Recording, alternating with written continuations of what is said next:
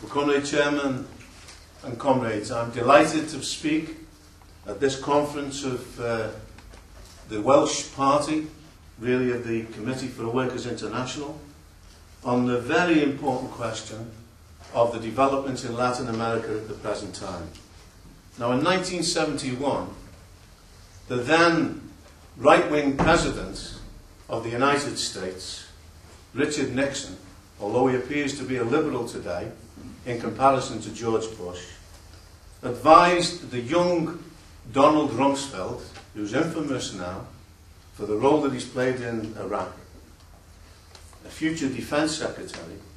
He said if he was going to have a brilliant career, it was necessary above all to avoid Latin America. Because Latin America doesn't matter.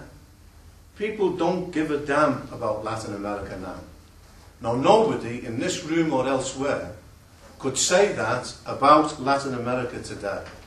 Not only the ruling class in the US and worldwide are concerned about developments taking place in that continent, but for socialists and Marxists, this is the most advanced politically in the world at the present time. First of all, it expresses in the sharpest possible fashion the revolt that's really developing on a world scale against the policies of neoliberalism. And by the way, that is expressed at the time when you're meeting here today. Our comrades are preparing to hold next week a Latin American school when 60, maybe to 70 comrades will gather from Brazil, from Chile, from Venezuela, from Bolivia, a number of other countries, and even a doctor comrade of ours will be travelling from South Africa to participate in this conference. That, I think, is an expression of how the CWI, of how socialists and Marxists view, notwithstanding the collapse of Latin America that's taking place behind me here today, an indication of the efficiency and organisation of the Welsh Party. But it is an expression of the developments that are taking place in Latin America and the importance that we attach to these developments. Because if you look at this continent, from the Rio Grande in the north, the border of Mexico and the US, to Tierra del Fuego in the southern cone of the continent, you could say today there is not one stable regime of capitalism in the Latin American landmass. Of course, the sharpest expression of this opposition is shown in particular in Venezuela, in Bolivia, in Ecuador. I can't really deal because of time with Ecuador today, and of course in one of the most important countries in Brazil, where I had the privilege on behalf of the CWI of visiting Brazil in October, and I hope to give you a little flavour in the course of these opening remarks of the developments that is taking place there.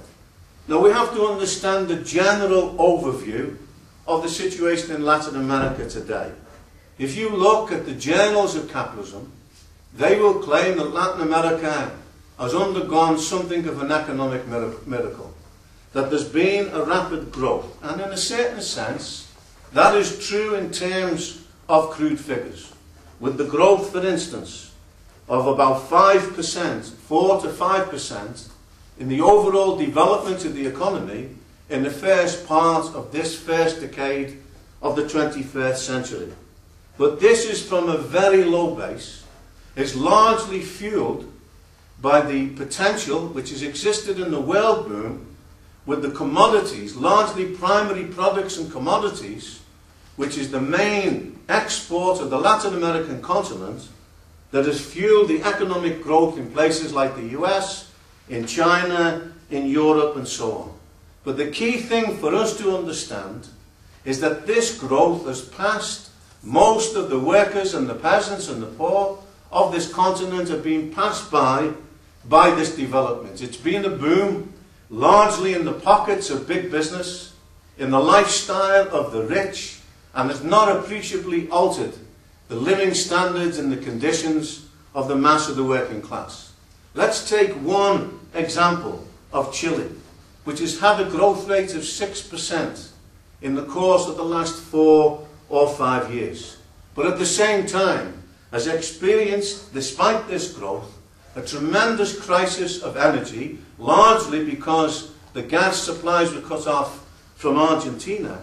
70% of the working class in Chile at the present time is casual labour. In other words, the Chilean capitalists have achieved what the British ruling class are attempting to do in Britain, and that is to atomise and dissipate the energies of the working class.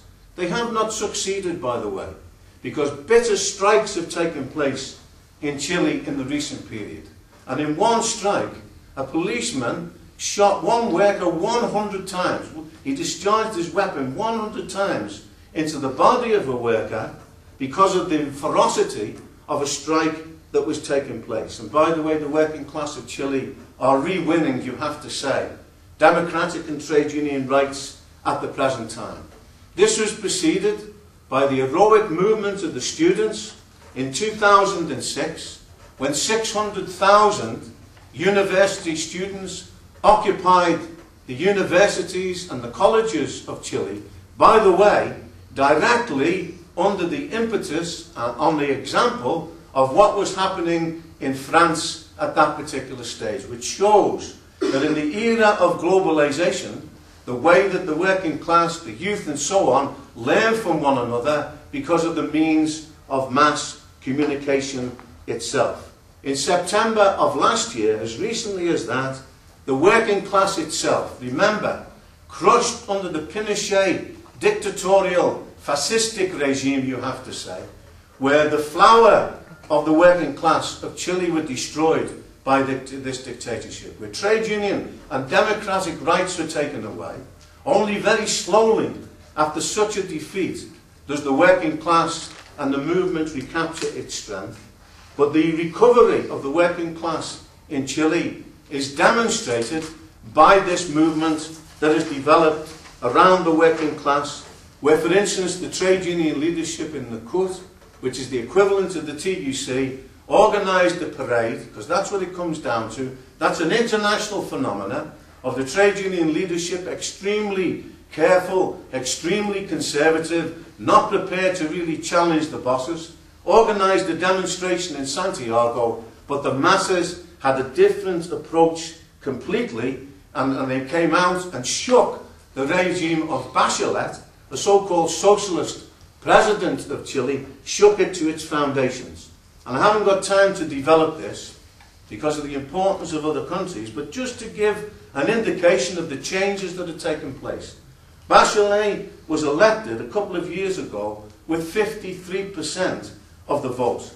Her approval ratings as recently as 6 months ago was 62%. That has plunged to 39% as an indication of the complete change that has taken place in Chile in this period.